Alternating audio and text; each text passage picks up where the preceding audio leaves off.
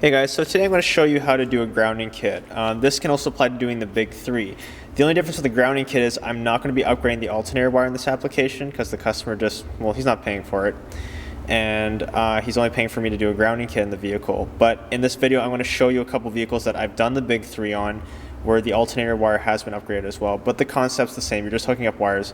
In this case, we're just going to be doing the negative. So I'm going to show you how to do it yourself in an easy way. So what you're going to need is go down to your local install shop, buy some good, ring connectors of good quality. I'm using Stinger here. And then you can either use some spare wire off your amp kit that you didn't use, or you can go down to your install shop and buy it by the foot, or you can also go down to your parts store and buy some welding wire. Today I'm going to be using 4 gauge. A lot of people do use 0 gauge. I believe the shorter, the fatter, the better, of course.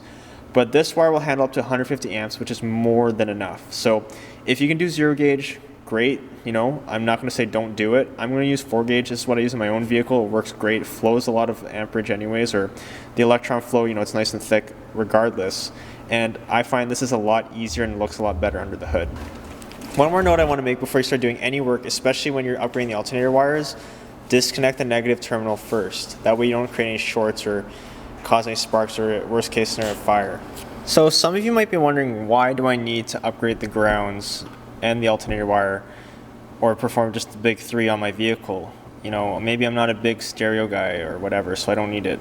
It benefits your performance guys or anyone that just wants to get better reliability out of your vehicle in general. I'll explain why. Now typically your wiring might be like this, like 10 gauge wiring on there. It's not the thickest thing. So let's use a metaphor here. And let's pretend that this is a straw, and you're trying to drink a milkshake. Now, if you're drinking a milkshake with a small straw, it's obviously a lot harder than to drink a milkshake with a thicker straw. Same idea. There are electrons flowing through this wire, so they always take the path of least resistance. The problem is if the path is too small, they all get clogged up and they don't flow that well. So by upgrading your grounds, not replacing them, just upgrading them and adding this on, you're going to allow the electrons to flow better. And if you hit the right parts in your vehicle, that's why we upgrade the grounds on the motor too, because on your spark plugs, all your sensors and everything, the spark plugs ground through the cylinder head. So you give a good ground in your cylinder head, that just gives the spark plugs that better chance of firing better. All your sensors on the motor is a reference to ground. So if you have poor grounds, the sensors don't read right, you might get poor fuel economy, or the vehicle doesn't operate properly. So simple things like grounds that people overlook all the time they get neglected, or they just corrode and people don't ever replace them, leads to poor performance. So if you want to maximize performance or maintain it, upgrading your grounds and the alternator wire, doing the big three, is really beneficial. Now the other reason you want to do the alternator wires, the alternator is a maintenance device. It's not really meant for charging a really deep cycle battery. So by having a thicker wire on there allows it to transfer maximum electron flow, which puts less stress on it. So in theory, I can't really justify this, we'd have to run this on a dyno, but in theory, one, the alternator is going to last longer because it's not stressing out so much because it's flowing electricity easily through a thick wire. And technically too, if it's not being put under load, it could technically free up horsepower as well. So before you make your own grounding kit, you want to map out how long you're going to actually be making your wires. So what you have to upgrade is the negative off your battery. You're going to upgrade the connections to the motor, to chassis. I'll show you how it all connects together. And then if you're going to do the big three, we would be hitting the alternator, which is tucked down there.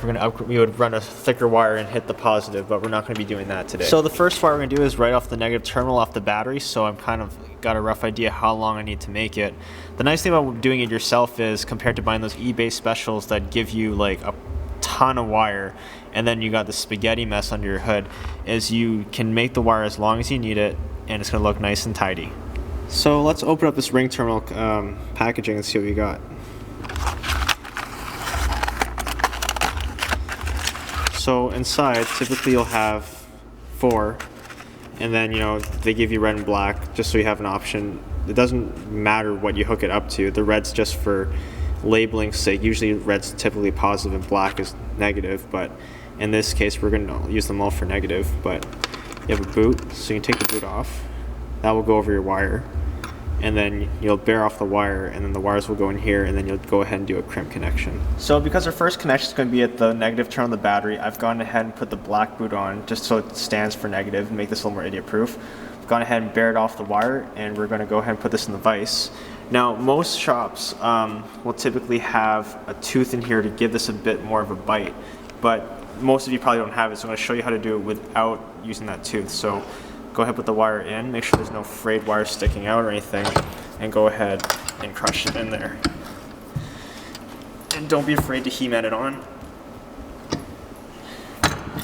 Now, this wire is most likely not going to come out, but just to make sure, so now we know we have a good mechanical connection, we're going to give this a good chemical connection. By doing that, we're going to actually add solder. This is lead-based solder with rosin core and a torch.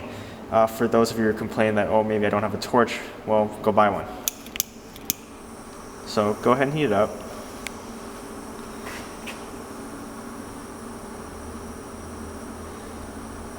And for you smokers out there, if you don't have a torch already, you're going to look a lot cooler when you light your cigarettes using this. Now it'd be a lot easier. It's probably a lot better if I were to heat up a little bit beforehand. So apply a lot of heat. It's just like regular soldering, but just like if you're soldering piping in a house.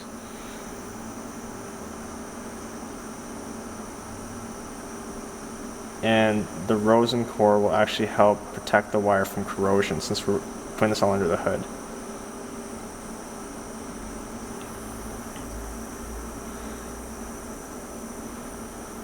So then you remove all your excess after. So you heat it up enough that it all soaks in. And you can actually use the vise as a heat sink too. So place in the vise again, nice and tight. Leave it there for a couple minutes, I'll cool it down, but I'll take it out just so you guys can see it. And that's not going to go anywhere. Okay, so once you got all your connections, you got your boot on and everything, so go ahead and connect it, and then we'll connect it to the chassis afterwards. So take the nut off, place it on here. I like to hand thread on pretty much any fastener first if I can, make sure I don't cross thread it. And then tighten it down.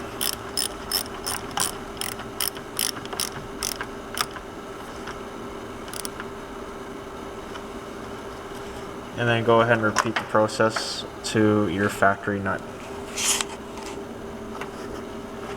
Okay, so now we're upgrading the ground in the motor. So there's a factory ground over here. As you can see, there's another one over here that goes from here to the chassis. It's very thin. We're going to upgrade that too, but we're going to add one here.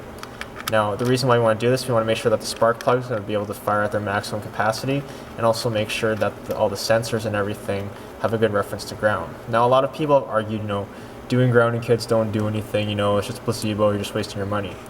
From an electrical technician's point of view, I believe this is a good practice to do on your vehicle, because nowadays, especially on newer cars, copper is getting so expensive, they keep using thinner and thinner wire.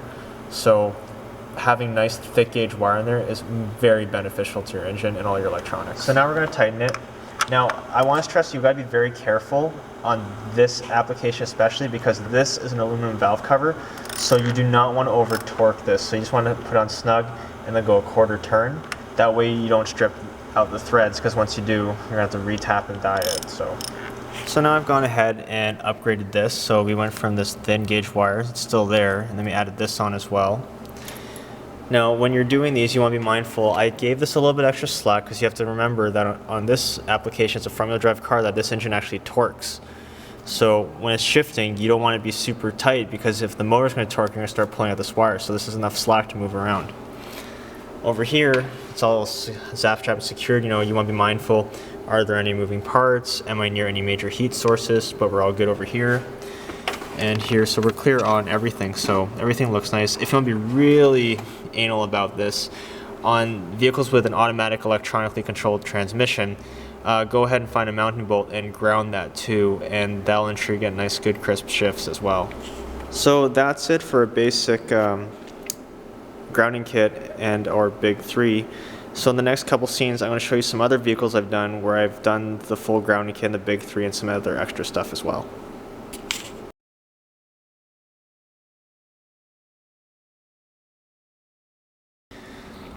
So for this example, we have a 1999 Honda Civic SIR. For you US people, it would be SI. And this one's strictly a grounding kit. So you can see I've already replaced this wire here with 4 gauge. Put another one here. This one's really overdone. We want to make sure that the motor was completely grounded so all the sensors would have a good reference to ground. And then we put another one here on the upper part, another one here on the upper intake manifold. And then 2 more 4 gauges up here straight to the battery to chassis.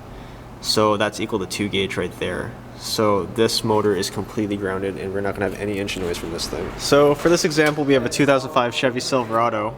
It's my personal vehicle, so I've kind of gone to town on the grounds on it. So we have ground here on the original ground for all your accessories and everything. And this is usually where you ground when you jump start the vehicle. Gone ahead and upgraded the alternator wire for the positive. I got an optimal yellow top. The nice thing about these is you actually have top post battery terminals. So I've gone ahead and hooked this up to the frame. Here I've hooked up this wire on the top to the alternator, and then I had another one over here.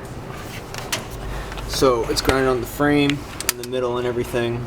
Cylinder heads are grounded as well, and ground again to the firewall, linking everything together. Now we're in the back of the vehicle, the back of the cab. Now I love frame vehicles because I think they're stronger, parts are interchangeable, a lot easier to take apart things. The only problem is when you look at a frame vehicle, you actually sit on bushings. This is the body over here, and here's the frame. So your body's actually not that well connected to the frame. You're actually relying on grounding straps. So I got an amplifier in the back of the vehicle, and I'm totally relying on all the spot welds going from the front of the cab to the back. So to make sure I got a good ground, we've gone ahead and welded a bolt here to the frame and a bolt to the cab, and then run a grounding strap onto it. It's a good idea to come in here and re-inspect it, make sure it's not rusting. I got a little bit here, so I got to hit that with some undercoating. But this one, sure you have a good ground throughout the whole vehicle. And here we have a 2001 Pontiac Montana. Now this one actually has the BiG done to it. So as you can see here, sorry about the poor lighting, I have used a GM side post adapter. Now this side post adapter is 100% brass. And you can get this at your local install shop. So usually it's used when you're adding an amplifier, but what I've done is it's a 2-nut design, so you can see closest to the boot, on the red boot, is a 1 nut. And on the other side it has another nut which you can hook up another wire to. And if you follow this wire goes to the positive side of the alternator. And then I have another one of those on the negative terminal hooking up to chassis. And then I've gone ahead and upgraded the grounds on the motor and hooked up the chassis again. And if you want to be really meticulous, you can hook up the motor directly again to the negative side of the terminal if you really want.